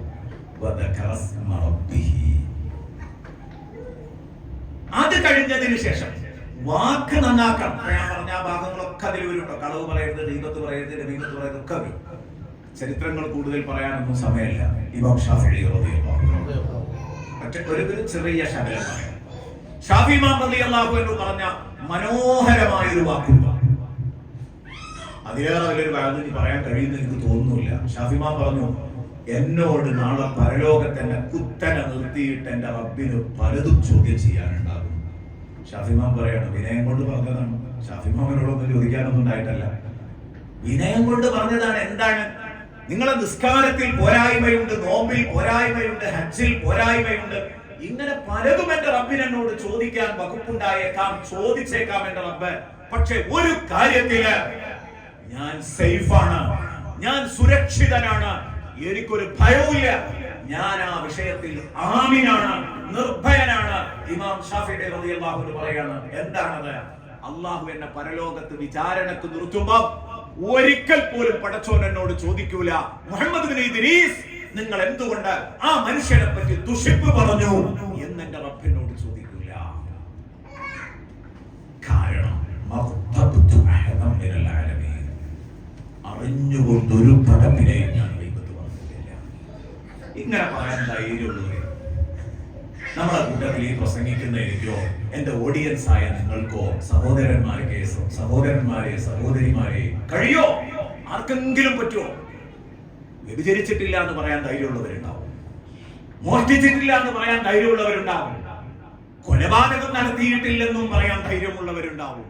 അതൊക്കെയല്ലേ നമ്മുടെ കൂട്ടത്തിലുള്ളത്. പക്ഷേ ഞാൻ ഗീബത്ത് പറഞ്ഞിട്ടില്ല എന്ന് എങ്ങനെയാ പറയാം? മുത്തുനബി പറഞ്ഞു, 30 വട്ടം വ്യഭിചരിക്കുന്നതിനേക്കാൾ കടുപ്പമുള്ള തെറ്റാണ് ഒരു ഗീബത്ത് പറയുന്നത്. ജീവിതത്തിൽ ഒരൊറ്റ വട്ടം പോലും വ്യഭിചരിച്ചിട്ടില്ല, പക്ഷേ ദിനേന 100 കണക്കിന് ഗീബത്തുകൾ പറഞ്ഞു കൂട്ടിയിട്ടുണ്ട്. അതാണ് ഞാൻ ആലോചിക്കാൻ വേണ്ടി പറഞ്ഞതാണ്. ഇത് പടച്ചോനുമായിട്ട് പൊറപ്പിക്കാൻ പറ്റിയ ഇടപാടുമല്ല. പടപ്പുകൾ പുറത്തു തരണം, എന്തെങ്കിലേ പടച്ചോൻ കൊടുക്കും. ആദ്യം പടപ്പുകളാണ് പുറത്തു തരണം. സംഗതി കുറച്ച് റിസ്ക്കാണ്. ബഹുമാനപ്പെട്ട ഷാഫി ഇമാം റളിയല്ലാഹു അൻഹുവിന്റെ നിലപാട് കണ്ടോ നിങ്ങൾ? ഇനി മഹാനവറുകളുടെ ശൈലി എന്തായിരുന്നു? ആരെങ്കിലും ഒന്ന് വന്നിട്ട്, മുസ്ലിയാക്കന്മാര് തമ്മിലുണ്ടാവുമല്ലോ ചില പ്രശ്നങ്ങൾ, ഒരു മൂലയാരെ കുറ്റം പറഞ്ഞിട്ട് അതാരെങ്കിലും വന്നിട്ട് പറഞ്ഞു കൊടുക്കുകയാണെങ്കിൽ അങ്ങനെ ഉണ്ടാകും ചില ഫത്താനീയങ്ങൾ, ഫിത്നക്കാര്. ഒരാളെ പറ്റി പറഞ്ഞത് ഇയാളോട് പറഞ്ഞു കൊടുക്കും, അപ്പൊ ഇയാൾ തിരിച്ച് അയാളെയും പറയും. അപ്പൊ രണ്ടാളും ഒരുപോലെ ആക്കാൻ വേണ്ടിയിട്ട് ഇതിന്റെ ഇടയിൽ പണിയെടുക്കുന്നവരുണ്ടാവും. ഷാഫി ഇമാമിന്റെ അടുത്ത് അങ്ങനെ വന്നിട്ട് പറഞ്ഞാല് നിങ്ങളെ പറ്റി എന്നെ മൂലയർ ഇങ്ങനെ പറഞ്ഞിട്ടുണ്ട് എന്ന് പറഞ്ഞാല് ഷാഫി ഇമാം പറയാത്രേ ഒന്നും അയാളെ പറ്റി പറയില്ല. ഒരു അലുവ കഷ്ണം മുറിച്ചിട്ട് പാക്ക് ചെയ്തിട്ട് ഇത് അദ്ദേഹത്തിന് കൊണ്ടുപോയി കൊടുത്താളാന്ന് പറയത്രേ. ഇമാം ഷാഫി തന്നതാന്ന് പറഞ്ഞിട്ട് അപ്പോഴും അദ്ദേഹത്തെ വെറുക്കുന്നില്ല. എന്തേ കാരണം? അദ്ദേഹത്തിന്റെ കുറച്ച് അകലെ എനിക്ക് അയാൾ തരാൻ തീരുമാനിച്ചു എന്നാണല്ലോ അയാൾ ആ വിട്ടിത്തം ചെയ്തതിന്റെ അർത്ഥം. അപ്പൊ അയാൾക്ക് എനിക്ക് തിരിച്ചു കൊടുക്കാൻ പറ്റിയ ഒരു അലുവപ്പൊതി മാത്രമാണ്, അമല് കൊടുക്കാൻ എനിക്ക് കഴിയില്ല. ഇതാണ് അതിന്റെ സാരം. നമ്മൾ ശരിക്കും ആലോചിക്കണം, നോമ്പ് നോറ്റ ഗീബത്ത് പറയുന്ന നമ്മൾ എത്ര മോശക്കാരാണ്. സോഷ്യൽ മീഡിയ ഉപയോഗിക്കുന്നവരാണെങ്കിൽ എന്തായാലും ഗീബത്ത് ഷെയർ ചെയ്തിരിക്കും. റമദാൻ മാസത്തിലൊക്കെ നല്ലോണം കരുതിക്കും. ഇതിൽ നിന്നൊക്കെ നമ്മളൊന്ന് വിട്ടു നിൽക്കുമോന്ന് നോക്കാനാണ് പടച്ചവൻ നമുക്ക് നോമ്പ് തന്നത്. എന്നിട്ടും നമ്മൾ ക്ലിയർ അല്ല. ഇനി മൂന്നാമത്തേത്, വാക്കുകൾ പരിശുദ്ധമാകണമെന്ന് മാത്രമല്ല, കർമ്മവും വിശുദ്ധമാകണം. കർമ്മവും വിശുദ്ധമാവണം. ഒരു പറഞ്ഞ സമയമായിട്ടുണ്ട്, ഞാൻ 5 മിനിറ്റ് എന്റെ ഉള്ളിൽ തീർക്കുകയാണ്. കർമ്മവും വിശുദ്ധമാവണം. നിസ്കരിക്കണം. നിസ്കാരം എന്ന് പറഞ്ഞത് ശരീരം കൊണ്ട് ചെയ്യുന്ന ആരാധനകളിൽ ഏറ്റവും പ്രധാനപ്പെട്ടതാണ്. അത് സത്യത്തിൽ ഒരു പ്രതീകമാണ്, അമലു സ്വാലിഹാത്തിന്റെ പ്രതീകമാണ്. അപ്പൊ മൊത്തം കർമ്മം നന്നാവണം. നിസ്കരിക്കണം എന്ന് പറഞ്ഞതിന്റെ അർത്ഥം മൊത്തം കർമ്മം നന്നാവണം എന്നാണ്. എന്നൊക്കെ ഖുർആൻ പറഞ്ഞതുപോലെ ശാരീരികമായിട്ട് ഉഷാറാവണം, സാമ്പത്തികമായിട്ട് ഉഷാറാവണം എന്നുള്ളതിന് ഫസല്ലി റബ്ബിക വൻഹർ എന്ന് പറഞ്ഞു. അപ്പൊ അത് പ്രതിനിധാനം ചെയ്യുന്ന ഒരു ശബ്ദമാണ്, നന്മയെ പ്രതിനിധാനം ചെയ്യണം. അപ്പൊ നിസ്കരിക്കണം എന്ന് പറഞ്ഞാൽ നിസ്കരിക്കണം എന്ന് മാത്രമല്ല അതിന്റെ അർത്ഥം കർമ്മം നന്നാക്കണം. അപ്പൊ നിസ്കരിക്കാത്ത ഒരാളുടെ കർമ്മം നന്നാകാൻ പോകുന്നില്ല. ആ ഒരു വലിയ പാടാണ് അതിൽ. ഒരാൾക്ക് നിസ്കാരല്ലേ, ഇനി അയാൾ നന്നാകാൻ നോക്കണ്ട. 5 നേരത്തെ നിസ്കാരം ഖളാഅക്കുന്ന മനുഷ്യനെ നന്നാകാൻ പാടുപെട്ടിട്ട് കാര്യമില്ല, നടക്കൂല. നിസ്കാരം വളരെ പ്രധാനമാണ്. എത്ര നിസ്കാരമാണ് ഖളാഅക്കുന്നത്, എത്ര നിസ്കാരമാണ് ഉപേക്ഷിക്കുന്നത്. പ്രിയപ്പെട്ട സഹോദരിമാരെ, കല്യാണത്തിന്റെ സൽക്കാരങ്ങളുടെ ഒക്കെ പേരിൽ നമുക്കൊക്കെ പലപ്പോഴും നാട്ടിൽ നിന്ന് എത്ര നിസ്കാരങ്ങൾ നഷ്ടപ്പെടുന്നു. പ്രവാസ ജീവിതത്തിലും നല്ല ഒഴിവും കഴിവും ഒക്കെ ഉണ്ടായാലും നിസ്കാരം അറിയാതെ ഖളാഅായി പോകുന്നുണ്ടോ? അരുതട്ടോ. തീരെ നിസ്കരിക്കാതെ പോകുന്നുണ്ടോ? പ്രിയപ്പെട്ട സഹോദരങ്ങളെ, പേടിക്കണട്ടോ. നമ്മുടെ ആഖിറത്തിന് എന്തോ പരാജയം വരാൻ പോകുന്നുണ്ട്. അതിന്റെ ഏറ്റവും വലിയ തെളിവാണത്. നിസ്കരിക്കാത്ത മനുഷ്യന് ഒരു രക്ഷയുമില്ല. നിസ്കാരം ഉപേക്ഷിക്കുന്ന ഒരവസ്ഥ ജീവിതത്തിൽ ഒരിക്കലും വരാതിരിക്കാൻ എന്റെ പ്രിയപ്പെട്ട സുഹൃത്തുക്കൾ നോക്കണം. അല്ലാഹു കാക്കട്ടെ, അല്ലാഹു കാക്കട്ടെ. പടച്ചറപ്പേ, ഞങ്ങളെ നീ കാക്കണം റഹ്മാനെ. പ്രിയപ്പെട്ടവരെ, നിസ്കാരം ഉപേക്ഷിക്കുക എന്ന് പറഞ്ഞാൽ ആ മനുഷ്യനെ പിന്നെ ഒന്നിനും കൊള്ളൂല എന്നാണ്. ഒന്നിനും കൊള്ളൂല. ചെറിയൊരു കാര്യമൊന്നുമല്ല.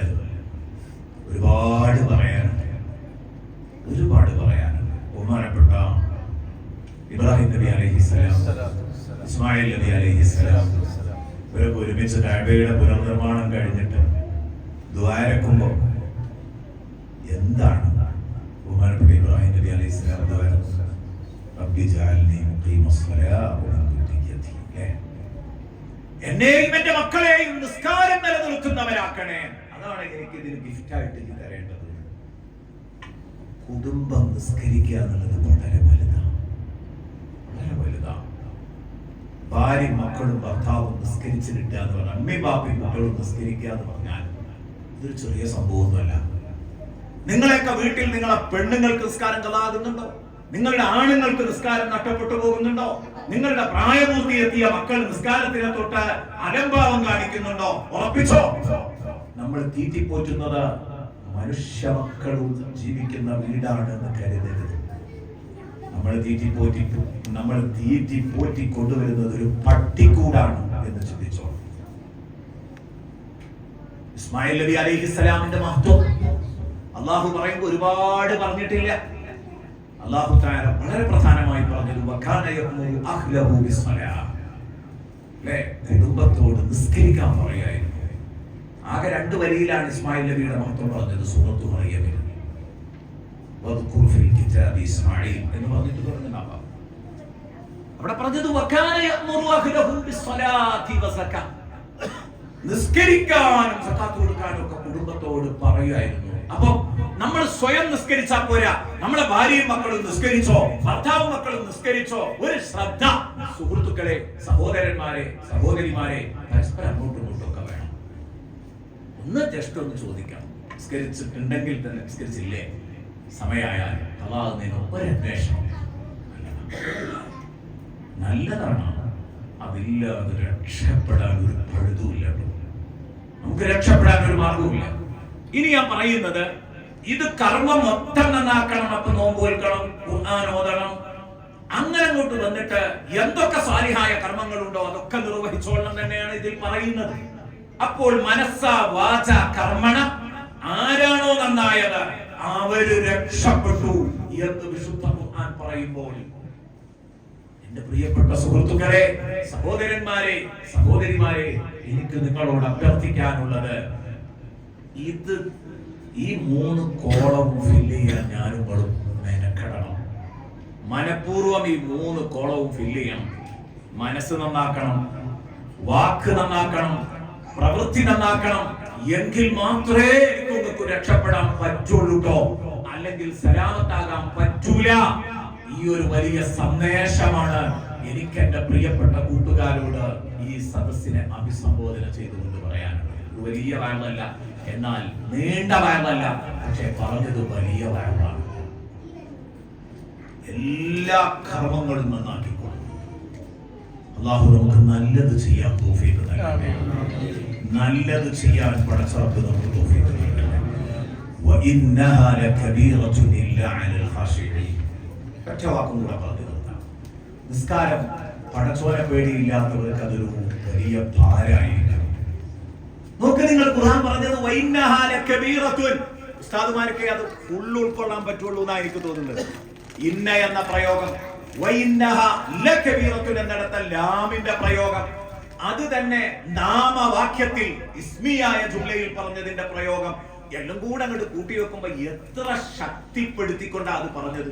വഇന്നഹാ ലകബീറ, നിസ്കാരം ഏറ്റാൻ കഴിയാത്ത ഒരു ഭാരമാണ്. പടച്ചോനെ പേടിയുള്ളവർക്ക് ഒഴികെ, പടച്ചോനെ പേടിയുള്ളവർക്ക് മാത്രമേ നിസ്കരിക്കാൻ കഴിയുള്ളൂ, അല്ലാത്തവർക്ക് നിസ്കാരം ഒരു ഭാരമാണ്. പടച്ചോൻ ശരിയാണ്. പകലന്തിയോളം പണിയെടുത്ത ഒരു സഹോദരനോട് മുതലാളി ഇറങ്ങി വന്ന് തന്റെ ആയുധമൊക്കെ നന്നാക്കി പണിക്കളത്തിൽ നിന്ന് കയറുകയാണ്. അപ്പൊ പണിക്കാരൊക്കെ മുതലാളി ഇറങ്ങി വന്ന് ചോദിച്ചല്ല പണി കഴിഞ്ഞോ, ബാങ്ക് കൊടുത്തു, ഞാൻ നിർത്തേണ്ട സമയമായി, ഫിനിഷിംഗ് ടൈമായി, ഞാൻ നിർത്തി. അല്ല, നാളത്തേക്ക് പണിയില്ലല്ലോ പറഞ്ഞിട്ടല്ല, എന്റെ പണി സമയം കഴിഞ്ഞാൽ നമ്മൾ അവസാനിപ്പിക്കും. നാളെ എടുപ്പിക്കാൻ മാത്രം അത് വകുപ്പില്ലല്ലോ, നാളെയും കൂടെ വരാം. അപ്പൊ മുതലാളി പറയണം, നിങ്ങൾ ഓവർ ഡ്യൂട്ടി ചെയ്യോ, ഓവർ ടൈം പണിയെടുക്കുകയാണെങ്കിൽ ഓവർ ടൈം ശമ്പളം തരാം, ഒരു 250 രൂപ കൂടെ നിങ്ങൾക്ക് കൂട്ടിത്തരാം, 1 മണിക്കൂർ കൂടി ആ പണി എടുത്തിട്ടാണ് വിട്ടുപോയാൽ ഇവർ റെഡിയായിരിക്കും. ആയിക്കോട്ടെ, സന്തോഷമായി, 250 രൂപ കൂടി കിട്ടിയാൽ. അപ്പൊ ഞാൻ പറഞ്ഞത് എന്താ, എല്ല് മുറിയ പണിയെടുത്ത് ക്ഷീണിച്ചയാളുകൾ വീണ്ടും ഓവർ ടൈം പണിയെടുക്കണം എന്ന് പറയുമ്പോൾ റെഡി ആവുകയാണ്. പക്ഷെ ഈ മനുഷ്യൻ, ഇപ്പൊ എനിക്കത് ആലോചിക്കാൻ പോലും പറ്റാത്ത കാര്യമാണ്. എനിക്ക് നല്ല അധ്വാനശീലമില്ലാത്ത സാധാരണ ഉസ്താദന്മാർക്കൊന്നും അത് ആലോചിക്കാൻ പറ്റില്ല. ഈ കൂലിപ്പണിക്കാരെടുക്കുന്ന വലിയ ജോലി, എന്നിട്ട് പിന്നെ ഓവർ ടൈമും ചെയ്യാൻ അവൻ തയ്യാറാവുകയാണ്. പക്ഷേ ആ മനുഷ്യൻ പണിയൊക്കെ കഴിഞ്ഞു വന്ന് അസറിന് ശേഷം പള്ളിയുടെ മുറ്റത്തെത്തി, കുളിച്ച് വൃത്തിയായി അങ്ങാടിയിലെത്തി. ഇനിയും എത്രയോ സമയം മഗ്‌രിബ് കൊടുക്കാനുണ്ട്. ആ പള്ളിയിൽ കയറിയിട്ട് അസ്ർ നിസ്കരിക്കാൻ ആകൂല. വല്ലാത്ത കഷ്ടപ്പാടാണ്. 250 രൂപ കിട്ടിയാൽ ഏറ്റവും പേറും. എത്ര വലിയ പണി! പക്ഷെ ഇത്ര ലളിതമായ ഈ ചടങ്ങ് നിസ്കാരം പടച്ചോനെ പേടിയില്ലെങ്കിൽ വലിയ ഭാരമായിരിക്കും. ഞാൻ ഇതൊരു സ്ഥലത്ത് പ്രസംഗിച്ചപ്പോ എന്റെ സദസ്സിലുള്ള ഒരു സഹോദരൻ എന്നോട് പറഞ്ഞു, സാറേ ഈ ആയത്ത് ദമ്മാണ്, എല്ലാം അങ്ങനെ തന്നെയാണ്, പക്ഷെ ഈ ആയത്ത് എനിക്ക് എന്നിട്ട് ബോധ്യപ്പെട്ടു. ഞാൻ ചോദിച്ചതേ കാരണം ചോദിച്ചു. അദ്ദേഹം ഒരു ഓട്ടോറിക്ഷ ഡ്രൈവറാണ്. അദ്ദേഹത്തിന്റെ ഭാര്യ ഒരു ടീച്ചറാണ്, സ്കൂൾ ടീച്ചറാണ്. അപ്പൊ പറഞ്ഞു എന്റെ ഭാര്യ ഒരു ടീച്ചറാണ്, നിസ്കരിക്കാൻ വലിയ മടിയാണ്. ഞാൻ പറയാതെ എന്റെ പെണ്ണ് ഇന്ന് വരെ നിസ്കരിച്ചിട്ടില്ല. ഇയാൾ പറഞ്ഞു. അപ്പോ ഞാനൊരു വൈകുന്നേരം സ്കൂൾ വിട്ടു വന്നു. കുറെ സമയം കറങ്ങി നടന്നാലും നിസ്കരിച്ചോ എന്ന് ചോദിച്ചാൽ അപ്പൊ ഓടിപ്പോയി നിസ്കരിക്കുന്നത് എനിക്ക് പാടാവുന്നത്. ളുഹ്റിന് ഞാന് ഉച്ചക്ക് ചോറൊക്കെ തിന്നു കഴിഞ്ഞാൽ സ്കൂളിലേക്ക് ഒന്ന് വിളിക്കും, അല്ല ഇത് നിസ്കരിച്ചോ? ഇല്ല, ഞാൻ ഇപ്പൊ നിസ്കരിക്കുന്നു പറയും. എന്നും ഞാൻ വിളിക്കുമ്പോ ഒരു ദിവസമെങ്കിലും ഞാൻ നിസ്കരിച്ചിട്ടുണ്ട് എന്നുള്ളൊരു വാക്ക് ഞാൻ കേട്ടിട്ടില്ല. ഇയാൾ പറയാണ് കഴിയൂല, ഞാൻ പറഞ്ഞെങ്കിൽ മാത്രമേ നിസ്കരിക്കുള്ളൂ. അപ്പൊ എനിക്ക് തോന്നി ഇത്ര നിസ്കരിക്കാൻ മടിയുള്ള പെണ്ണ് ഞാൻ പറയുമ്പോ ഉണ്ടാക്കി പോയിട്ടും പിന്നെ നിസ്കരിക്കുന്നില്ലേ എന്നൊരു ഡൗട്ട് എനിക്ക് തോന്നി. അപ്പൊ ഇദ്ദേഹം ഒരു ദിവസം ഒന്ന് ചെക്ക് ചെയ്തു. ഇദ്ദേഹം ഉച്ചക്ക് ചോറ് വയ്ക്കാൻ വന്നപ്പോ ഉമ്മ മാത്രമാണ് വീട്ടിലുള്ളത്. പ്രയർ ഹാളിൽ കയറിയിട്ട് ഇദ്ദേഹം എന്ത് ചെയ്തു, ഈ നിസ്കാര കുപ്പായത്തിന്റെ രണ്ട് കയ്യും കൂട്ടി കെട്ടിയിരുന്നു, പരസ്പരം പിണച്ച് കെട്ടിയിരുന്നു. എന്നിട്ട് അത് അവിടെ ഉരുട്ടി വെച്ചു. ചില സഹോദരിമാരൊക്കെ ചെയ്യാറുണ്ട്. അവിടെ ഉണ്ട കൂട്ടി ഉരുട്ടി ചുരുട്ടി അവിടെ വെച്ചു. വൈകുന്നേരം ഒന്ന് സ്കൂൾ വിട്ട് വന്ന പെണ്ണ് ഇങ്ങനെ നടക്കുമ്പോ ചോദിച്ചു, അല്ല ഞാൻ പോവാണ്. ഉദു എടുത്ത് വന്ന് നിസ്കാര റൂമിലേക്ക് കയറി. കുറെ കഴിഞ്ഞ് നിസ്കരിച്ചു എന്ന് പറഞ്ഞ് ഇറങ്ങി വന്നപ്പോ ഇയാള് പോയി നോക്കിയപ്പോ ആ കുപ്പായ കൈയുടെ കെട്ട് അങ്ങനെയാണ്. അപ്പൊ ഇയാൾ ചോദിച്ചു, ഈ കുപ്പായ കൈ അഴിക്കാതെ എങ്ങനെയാ നിസ്കാര കുപ്പായ ഇട്ട് ചോദിച്ചു. അപ്പൊ അവള് കാല് മുറിച്ചു. ക്ഷമിക്കണം, ഞാൻ നിസ്കരിക്കാറില്ല, നിങ്ങളുടെ നിർബന്ധത്തിന് വഴങ്ങി റൂമിൽ കയറി ഇറങ്ങുന്നതാണ്. അപ്പൊ ഇന്ന് എനിക്ക് നിങ്ങളെ ക്ലാസ് കേട്ടപ്പോൾ ബോധ്യപ്പെട്ടു പോയി, വേറെ ഏത് പണിയെടുക്കും. അദ്ദേഹം എന്നോട് പറഞ്ഞു 4 മണിക്ക് നീക്കും എന്റെ ഭാര്യ, 4 മണിക്ക് എണീക്കും. വീട്ടിലുള്ള എല്ലാ പണിയും ചെയ്തു വെച്ചിട്ടാ സ്കൂളിൽ പോവുക. അതുകൊണ്ട് തന്നെ എന്റെ അമ്മയും അവളും തമ്മിൽ പറ്റില്ല. കാരണം ആ കാര്യങ്ങളൊക്കെ ക്ലിയറാണ്. ഇതിനൊന്നും അവൾക്കൊരു പ്രയാസമില്ല. 2 റക്അത്ത് നിസ്കരിക്കാൻ, 3 റക്അത്ത് നിസ്കരിക്കാൻ, 4 റക്അത്ത് നിസ്കരിക്കാൻ അതിന് വലിയ മനമറിക്കുന്ന പണിയാ.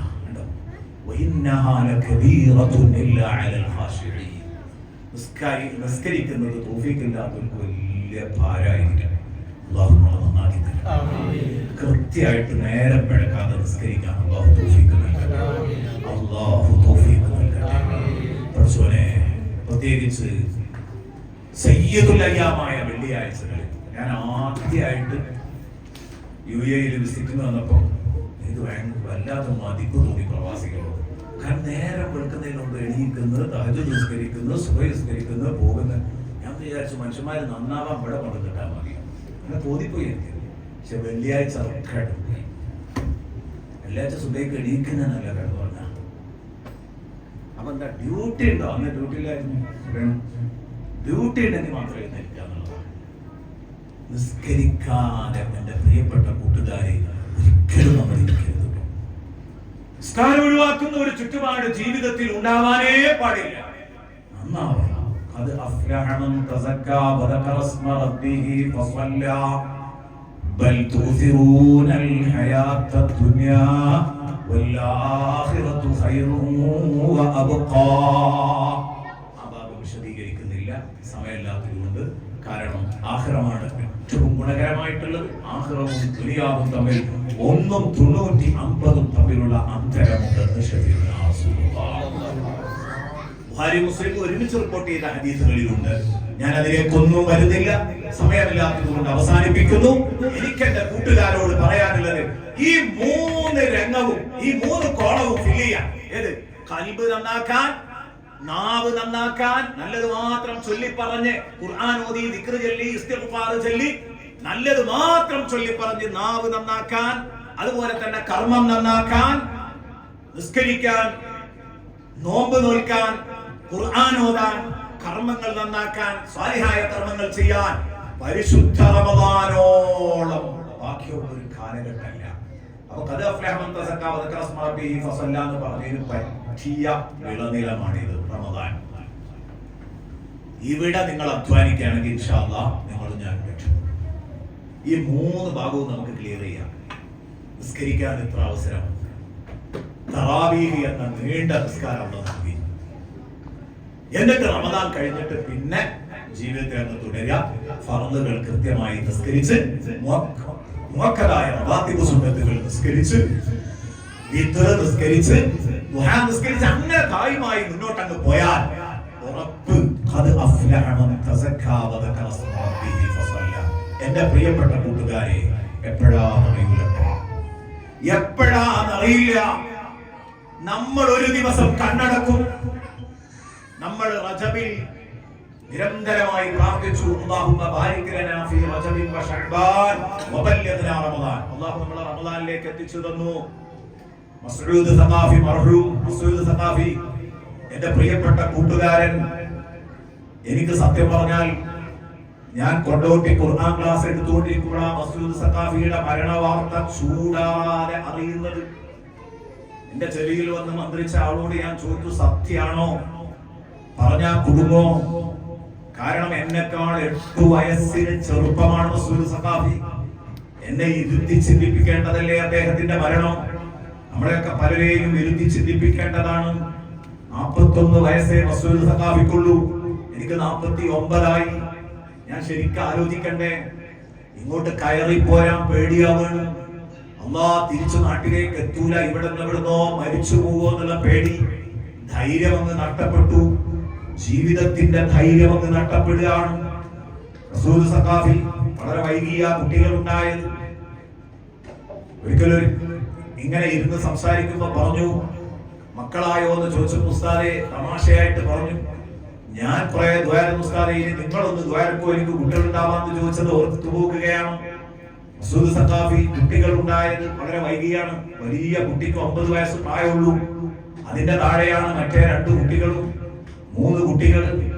അതിൽ നടുവിലത്തെ കുട്ടിയാണ് ആ കാറിന്റെ ബോണറ്റിൽ എഴുതി വെച്ചത് ഇപ്പച്ചി മരിച്ചു. നമ്മളൊക്കെ വായിച്ചു. പ്രിയപ്പെട്ടവരെ, ഞാൻ ചോദിക്കട്ടെ, നമ്മുടെ മക്കൾ ഇതുപോലെ വേദനിക്കുന്ന ഒരു ദിവസം വരാനുണ്ട്. ആർക്കും ഒരു ഗ്യാരണ്ടിയുമില്ല. ഏതു സമയത്തും പോയേക്കാം. ഒരു കൊല്ലം മസ്ഊദ് സഖാഫിയെ പഠിപ്പിക്കാനുള്ള ഭാഗ്യം കിട്ടിയിട്ടുണ്ട്. ദാറുൽ പഠിച്ചുകൊണ്ടിരിക്കുമ്പോൾ നല്ല ജിജ്ഞാസയുള്ള കുട്ടിയായിരുന്നു. മാത്രമല്ല, ആദ്യകാലത്തൊക്കെ പ്രഭാഷണത്തിന്റെ തുടക്കകാലത്ത് ദീർഘനേരം മജ്മഇലും IMICയിലും ഒക്കെ അധ്യാപനം നടത്തുന്ന കാലത്ത് അവിടെ വന്നിങ്ങനെ ഇരിക്കുമായിരുന്നു. തഫ്സീറുകളെ കുറിച്ച് അന്വേഷിക്കാനും പഠിക്കാനും ഒക്കെ.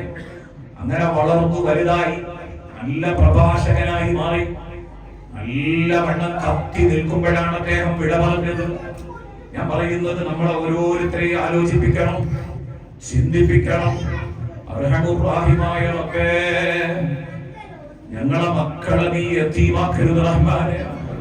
ഞങ്ങളുടെ ഭാര്യമാരെ നീ വിധവകളാക്കരുത് റഹ്മാനേ. അർഹമുർ-റഹീമായ റബ്ബേ, ഞങ്ങളെ മക്കൾക്ക് നീ സുരക്ഷിതത്വം നൽകണം റഹ്മാനേ. അവർക്ക് അരക്ഷിതാവസ്ഥ എത്തിക്കരുത് റഹ്മാനേ. അല്ലാഹുവേ, ഞങ്ങൾക്ക് ആഫിയത്തുള്ള ദീർഘായുസ്സ് നീ നൽകണേ അല്ലാഹ്. എന്റെ പ്രിയപ്പെട്ട കൂട്ടുകാരെ, ഒരുപാട് പറയാനുണ്ടായിരുന്നു, ഞാൻ സംസാരിക്കുന്നില്ല. ഞാൻ അവസാനിപ്പിക്കുന്നു. സത്യം പറഞ്ഞാൽ അദ്ദേഹത്തിന്റെ മയ്യിത്ത് എന്ന് കണ്ടു, ജനാസ എന്ന് കണ്ടു. ഉടനെ തന്നെ പോരാൻ നിൽക്കുമ്പോ ഏട്ടൻ അസ്സരി എന്നെ വിളിച്ചിട്ട് പറഞ്ഞു, നിങ്ങൾ അഞ്ചും തമ്മിലുള്ള ബന്ധത്തിന്റെ പേരിൽ നിസ്കരിക്കാതെ പോകരുത്, നിങ്ങൾ നിസ്കരിക്കും. നിങ്ങൾ ഉള്ളിലേക്ക് കയറി ആരോടും പറയണ്ട, നിങ്ങൾ അന്ന് നിസ്കരിച്ചേക്കുന്നു. അപ്പോ കുളിപ്പിച്ചു വെച്ചു. ആദ്യമായിട്ട് അവിടെ ഉള്ളിലുള്ള ആളുകൾ 9 പേര് എന്റെ കൂടെ കൂടി ഞങ്ങൾ നിസ്കരിച്ചു. അത് കഴിഞ്ഞിട്ട് അങ്ങോട്ട് കയറി പോകുന്നു. അതാ ഞാൻ പറഞ്ഞത്, ധൈര്യം കിട്ടുന്നില്ല പോരാതെ. ഏത് സമയത്ത് നമ്മൾ മരിച്ചു വീഴുന്നു നമുക്കിങ്ങനെ തോന്നാം. നമുക്ക് വലിയ പാഠാണ് ഇതൊക്കെ നൽകുന്നത്. അതുകൊണ്ട് എപ്പോഴും മരിക്കാൻ വേണ്ടി റെഡി ആയിക്കോ. അതുകൊണ്ടാണ് ഹബീബായ റസൂലുള്ളാഹി തങ്ങൾ പറഞ്ഞത്, സ്വല്ലി സ്വലാതക കഅന്നഹ സ്വലാത്തു മുവത്തിയ. ഹബീബായ റസൂലുള്ളാഹി സ്വല്ലല്ലാഹു അലൈഹി വസല്ലം, നീ ഏതൊരു നിസ്കാരം നിസ്കരിക്കുമ്പോഴും ഇതെന്റെ അവസാനത്തെ നിസ്കാരമാണെന്നുള്ള നിസ്കരിക്കണം. അപ്പൊ നിസ്കാരം നന്നാവും. ഞാൻ ചോദിക്കട്ടെ, അപ്പോ നിങ്ങള് ഇശ നിസ്കരിക്കാൻ നിൽക്കുകയാണ്. ഇശ നിസ്കരിക്കാൻ നിൽക്കുമ്പോ നിങ്ങളോട് അസ്രായേൽ വന്നിട്ട് പറഞ്ഞു, ഇതാണ് കഴിഞ്ഞാൽ എന്റെ അവസാനമാണ്, ഇത് കഴിഞ്ഞാൽ ഞാൻ നിന്നെ പിടിക്കും. ഒരു നിസ്കാരത്തിന് ചാൻസ്, ആ നിസ്കാരങ്ങൾ നിസ്കരിച്ചാൽ തീരുമോ? എന്തൊരു വൃത്തി ഉണ്ടാവുക നിസ്കാരത്തിന്, എന്തൊരു ഇഖ്ലാസ് ഉണ്ടാവും, എന്തൊരു തുമൈനത്ത് ഉണ്ടാവും. അത് കാട്ടിക്കൂട്ടലാവില്ല. കാരണം ഇത് അവസാനത്തെ നിസ്കാരം, അതിന് നല്ല വൃത്തി ഉണ്ടാവും. അപ്പൊ ആ വൃത്തി നിസ്കാരത്തിന് കിട്ടാനാണ്, ആ ഹുശൂഉം ഹുദൂറുൽ ഖൽബൊക്കെ കിട്ടാനാണ് സ്വലാത്തു മുബത്തിഅനെ പോലെ നിസ്കരിക്കണം. അവസാനത്തെ ആളുടെ നിസ്കാരം, മരിക്കാനിരിക്കുന്ന ആളുടെ നിസ്കാരം പോലെ ആയിരിക്കണം ഓരോ നിസ്കാരവും. അല്ലാഹു അക്ബറിൽ നമ്മളെ പെടുത്തി തരട്ടെ. അല്ലാഹു നമ്മളെ പെടുത്തി തരട്ടെ. പ്രിയപ്പെട്ടവരെ, ഞാൻ അവസാനിപ്പിക്കുന്നു. വീട്ടിൽ കൊണ്ടുപോകാൻ ഇനി സമയം അനുവദിക്കുന്നില്ല. നല്ല ബന്ധം കിട്ടണമെന്ന് പറഞ്ഞു ദുആ ചെയ്യാൻ പറഞ്ഞു. അല്ലാഹുവേ, നല്ല ബന്ധങ്ങൾ എത്തിച്ചു കൊടുക്കണേ അല്ലാഹ്. ഇന്ന് വല്ലാതെ ഭയപ്പെടുന്നു. കഴിഞ്ഞ ഈ ഒരു 1-2 ആഴ്ചകളിൽ സ്വന്തം മക്കള് മാതാപിതാക്കളെ കൊല്ലുന്ന ഭീഷണിയിലാണ്. എന്തൊരു വലിയ അപകടമാണ്. പ്രവാസികൾ ഇവിടെ ഇരിക്കുമ്പോൾ അവരുടെ മക്കൾ സ്കൂളിൽ പോകുന്നതിനെ കുറിച്ച് അവർ ഭയത്തിലാണ്, പേടിയിലാണ്. അല്ലാ, ഞങ്ങളെ മക്കളെ നീ കാക്കണമല്ലാ. ഞങ്ങളുടെ ഏറ്റവും വലിയ സമ്പത്ത് ഞങ്ങളെ മക്കളാണല്ലാ. ഹലാലായ സമ്പത്തും മക്കളുമാണ് ഭൗതിക ജീവിതത്തിന്റെ അലങ്കാരം. മക്കളും പൈസ ഇല്ലെങ്കിൽ ജീവിതത്തിന് അർത്ഥമില്ല. ജീവിതത്തിന്റെ സൗകര്യം മക്കളും പണവും ഉണ്ടാവലാണ്. അല്ലാഹ് ഹലാലായ പണം നൽകണേ അല്ലാഹ്. നല്ല മക്കളെ തരണേ അല്ലാഹ്. തന്ന മക്കളെ നന്നാക്കി തരണേ അല്ലാഹ്. മക്കളെ കൊണ്ട് കണ്ണീര് കുടിപ്പിക്കരുത് റഹ്മാനെ.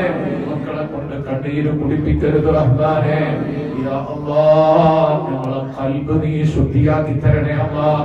നാവ് നന്നാക്കി തരണം റഹ്മാനെ. മറ്റവയവങ്ങളൊക്കെ നന്നാക്കി തരണം റഹ്മാനെ. മനസ്സാ വാചാ കർമ്മണ നന്നായവരുടെ ലിസ്റ്റിൽ പെടുത്തി ഞങ്ങളെ വിജയിപ്പിക്കണേ അല്ലാഹ്.